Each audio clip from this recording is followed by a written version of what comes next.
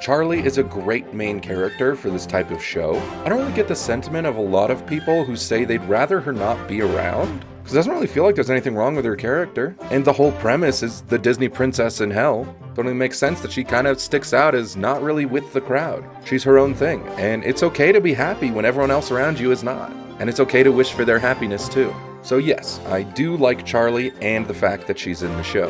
What Hazbin Hotel characters do you want to see me draw? Let me know. Charlie's demon form is something they teased to us pretty much the whole series, where she would just barely keep herself in check from going sicko mode. But overall, it looks super cool. I just love the trope of like super nice character has like a super dangerous side that like you don't mess with the people they like or they're gonna come at you harder than you've ever thought. But to be honest, I don't have too much to say. I already talked a lot about Charlie in my previous video. I just wanted to draw this form because I think it looks so dang cool. But that's gonna be it. Who else do you want to see me draw?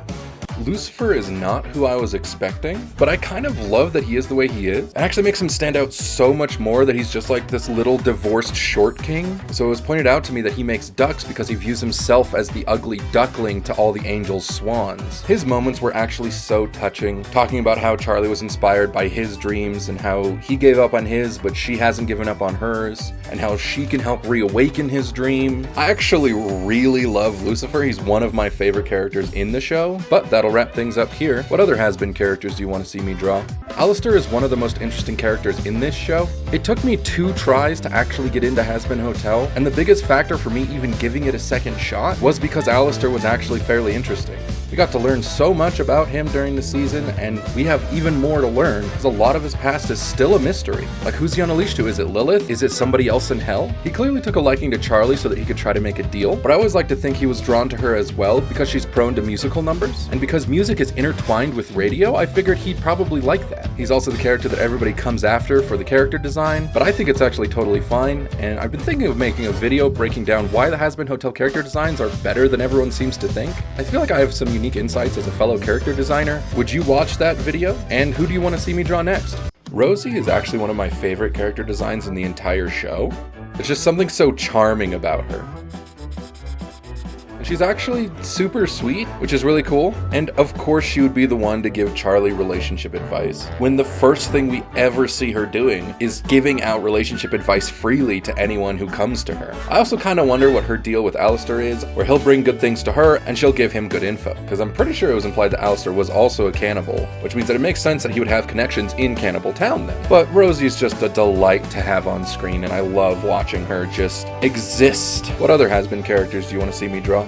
Angel Dust and his episode are kind of the first things that actually gripped me in the show, and from the sentiment online, I imagine that's the same for a lot of you. I actually think it's so important that he's willing to open up with a new friend in Husk, someone he can actually be himself around as opposed to having to keep the mask up. It's a very important first step to healing, and one of the reasons I actually prefer Angel Dust and Husk to not be together is because I think it's important to know that you don't have to find a lover to escape. You can find anyone. But that's getting a little heavy, so who else do you want to see me draw? Sir Pentious holds a special place in my heart. I've always been a sucker for the big mustache-twirling cartoon villains, and Sir Pentious fills that role even when he stops being a villain. I do love Snake, so him being a snake demon is all plus in my eyes. Making his hair have the eyes and be sort of like a cobra hood is genius design. His character bounces off of everyone so well, and his tiny little egg boys that he just loves so much. This is one that you all really, really wanted, so here you go. What other character do you want to see me draw? After drawing Sir Pentious, you guys wanted to see me draw him heavenly. So here he is, and I think it's pretty fitting that he would be the one to be redeemed, because to be honest, he doesn't really seem all that evil. He's just kind of lost and trying to find a place to belong. I also kind of wonder what his original sin was. The one that got him sent to hell, I mean.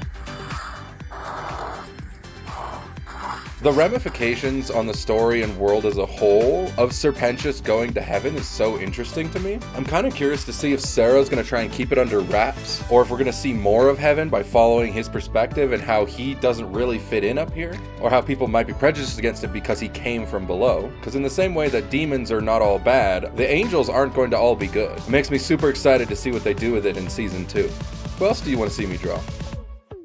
Cherri Bomb has a really cool design. I love Cyclopses, and I do love her accent.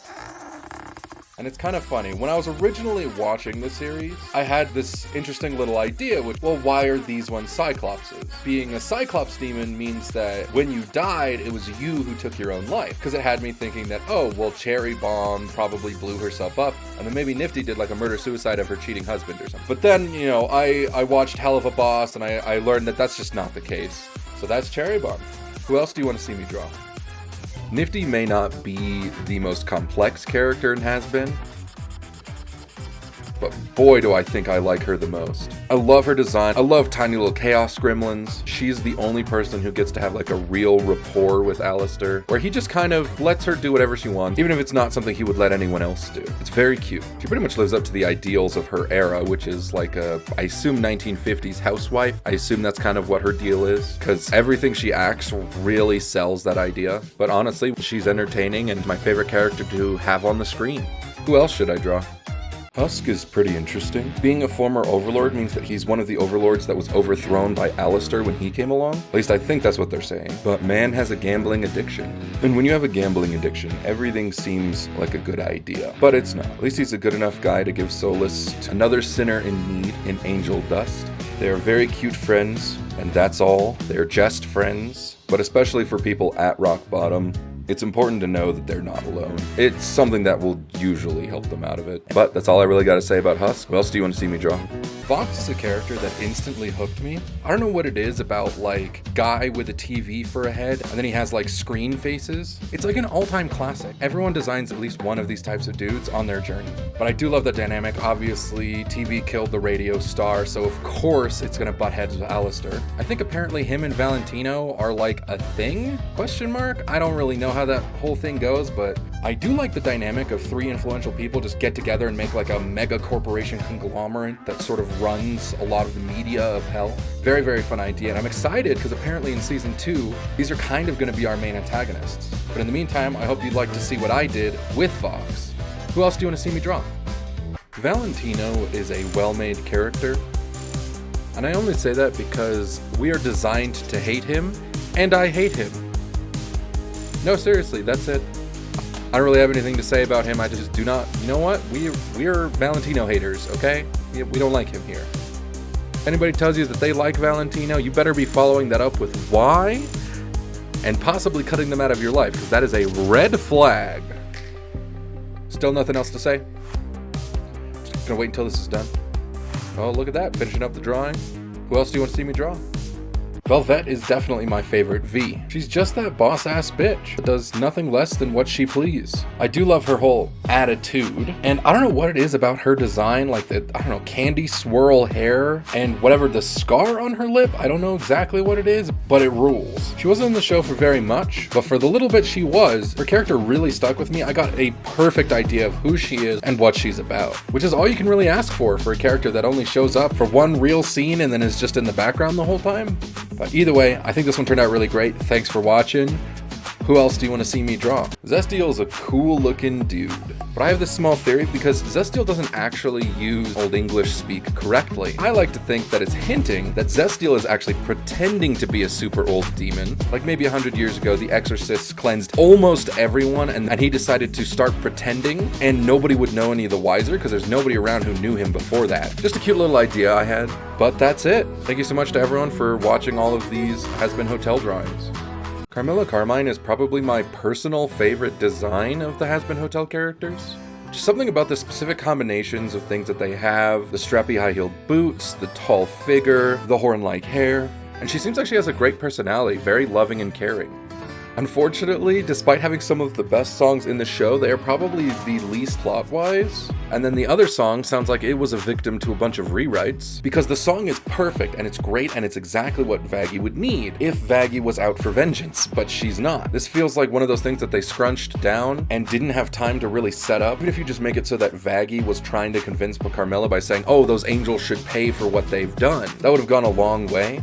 Now don't get it twisted, that's like, I think my second favorite song in the show. But either way, that's it for this one. Who else should I draw? Vaggie is a character who's on a slow burn character development cycle, but it should be interesting to watch over the lifespan of the series. Also, happy Pride Month to the lesbians out there, well, and the bisexuals, but I believe when I looked it up, Vaggie is canonically specifically lesbian, not bi. I just want to point out how not smart Vaggie is, because she's like, wait, how do we kill angels? Or an angel that was almost killed using an angelic weapon. I don't know, we have to go ask some demon how to do it.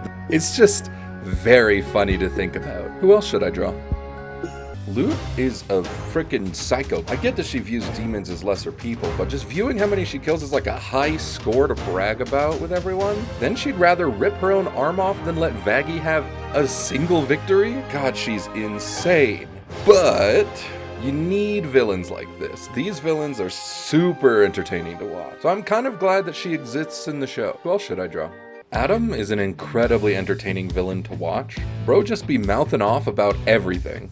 No respect for anyone or anything except himself and his ego. But that's prime cartoon-ass villain material. That's my guy. He's obnoxious enough that you just want to see him get down. And so when it finally does, it's so cathartic. It feels so satisfying. Overall, I think he was a great villain for season 1. I'm a little sad, and I hope that we get to see him in season 2, but given that demons who die are simply erased, I'd imagine that angels who are already dead are also simply erased. Who else should I draw? Sera is one of those villains that is a little too real for me, because the whole, oh, who gives a fuck whatever's happening out there as long as it's not on our doorstep, is absolutely awful, and especially right now, given the state of the world, doing evil but just allowing it through procedurals or just turning a blind eye is also doing evil. So make no mistake, don't get it twisted, Sera is one of the biggest villains in the show, but I love her design. Such good contrast to everything, and it's so good to have like, oh yeah, this is like one of the head angels, but they're actually terrible. Who else should I draw? Emily is adorable. I do love that there's an exact direct parallel for a Charlie in heaven, who just wants everyone to be happy and trying to make everything work. It adds such a good dynamic having the villain of heaven, Sera, being effectively sisters with the Charlie of heaven, who wants things to change and things to get better, and making for such exciting, tantalizing drama. And I'm so excited to have it all explored in the future. And she's so sweet. She's easily one of my top characters in the show, I think. And I think personally, just because of her design, I actually do like her a little bit more than Charlie, although Emily's nowhere near as fleshed out as Charlie. But the angel designs in this show go hard. Who else should I draw? Molly was a character I didn't actually know existed until you guys started asking for her. Originally I was like, oh, are they like missaying, what's her name, Mimsy or something? But no, turns out Molly's her own separate character. And we saw her in the background of Heaven, but like, how did you guys even know this character exists? This is apparently Angel Dust's sister, but she went to Heaven when she died. So I mean, deep cut from y'all, but hey, she's actually a really cute design. So he's like a spider demon, so she's like a spider angel, which is really cute. It looks like she's kind of based on a jumping spider, given her eyes and her protuberos, but super cute. I love Millie's character. I love that she's willing to just kill at a moment's notice for any reason. I mean, I know that's her job, but she seems to take such joy in it. Her design is super simple, and I really love her teeth gap, because I also have a tooth gap, and I just love to see it anywhere I can. The biggest thing that really got me, it was actually just like the fact that she's got like a southern bumpkin accent, sold me immediately. I'm like, that is wonderful. So I'm really glad they ended up going with Vivian Nixon for the actual show. They use her tail as well to help sell all the motion that she does. They just do a fantastic job animating Millie. All those reasons and more have gotta be why Moxxie, to me, is the other half of the cute couple. But that's not to say that's all he is. He's basically a theater kid if you took all your on-screen deaths and turned them into off-screen deaths. He's a very funny character, and he sort of plays the straight man to a lot of Blitz's crazy stuff, but also is just so romantically in love with Millie, and they are just super duper cute. All in all, I don't think the show would be the same without him. So I am very glad that Moxxie is here.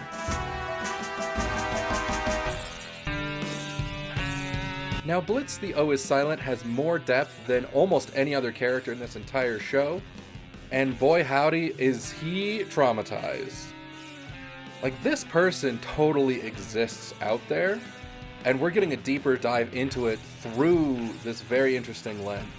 Helluva Boss is obviously an adult cartoon for adults, but even most other adult media shies away from going as deep and as hard as they do on Blitz, if you know what I'm saying. But he's an absolutely delightful character to watch, and even when he's imploding or exploding, at least you can just sit back and enjoy the show. Stolas brings an element of mystique to the show. While his character is fairly fleshed out, what really brings Stolas to the forefront is his relationships. Most specifically with Blitz, being Hell royalty means that he is a class above everyone else. It even means he's basically invincible, which is why he never really takes any of the danger seriously and just views it as another game to play with Blitz. Until suddenly he is in danger and he gets hurt. He's somebody who unfortunately just had a rough upbringing and his life was planned out for him. But I do hope he can hit his own happy ending by the end. Verosika is a character I didn't really think too much about. Being one of Blitz's exes kind of added an interesting dynamic to the parts where she shows up. I actually feel really bad for Verosika. I know she's an antagonist to our group, but that's entirely Blitz's fault. The only way that you have this big of a grudge is if she genuinely deeply cared and loved for Blitz. And the show has told us that this was the case. And Blitz was definitely uncomfortable, pushed her away, and alienated her, just like he's trying to do with Stolas. I might run out of things if we keep going for too long, so I might wrap things up here. Verosika, if you're out there, hit me up. Fizzarolli might actually be my favorite character in the whole show. I'm not usually like a big clown person, but Fizzarolli just really connects with me. Part of it is just because obviously I'm also a bit of an entertainer. You're here watching my videos, so obvious statement is obvious. The number one thing that really set Fizz as super distinct in my mind, Fizz does not fight. He does not know how to fight. He does not want to fight. He will do anything in his power to avoid the fight. He's the only character in Hazbin and Helluva Boss that just doesn't fight ever. Because that's not who Fizz is. Fizz is an entertainer, and he will entertain. And he sure as hell entertained me. Love you, Fizzarolli. Asmodeus, Ozzy, the big cock of the walk. Honestly, I kind of didn't like him at first because he was just a big dick to a character I already liked, but he grew on me over time. It also helps that he has a very cute relationship with Fizzarolli. I do love the way that he's got this giant plume that's flames and he's got the beefy body. Because the easy interpretation of Lust is just, oh, I'm a big sexy lady, or I'm going to try and appeal to both genders as much as possible and just something like that. But no, he is super hyper masculine. He also has this like Halloween-y jack-o'-lantern face and skull singing next to him. Overall, it kind of wraps together to make a really interesting and cool looking package. And speaking of package, do you think he's slinging? Because I think he may be slanging. I didn't expect to like Ozzy so much, but hey, I'm a fan of Lust. I originally found VivziePop way back in the day. I don't know if any of y'all are old enough to remember. He did an entire animated music video for Kesha's Die Young. And then as soon as Cotton Candy starts, I immediately recognize, I'm like, wait, she just took that character, gave it an updated design, and is using it as the Sin Beelzebub. And not only that, but the entire Cotton Candy song is effectively a rehash of the Die Young animated music video she did. So as somebody who follows indie animation, I was actually super excited to see this. But anyway, about Beelzebub, they actually do a great job making her the super excited party animal, but not making her come off as dickish or rude. She actually genuinely cares about the well-being of people at her party. I thought Beelzebub was a really cool character, and I'm glad to see that character design survived.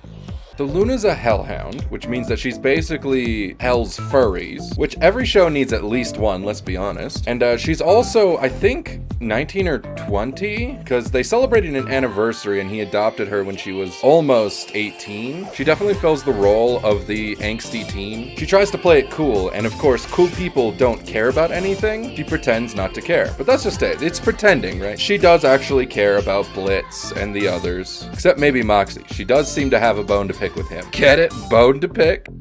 Alright, well, I just think her design is really good, and boy, do the animators on this show know how to move furries in 3D space. Like, wow, they got some real good furry animators on this show. Or furry artists in general, I suppose. It's very endearing watching her try to make friends and make connections with people. All in all, she's not really my favorite, but I'm glad she's in the show anyway.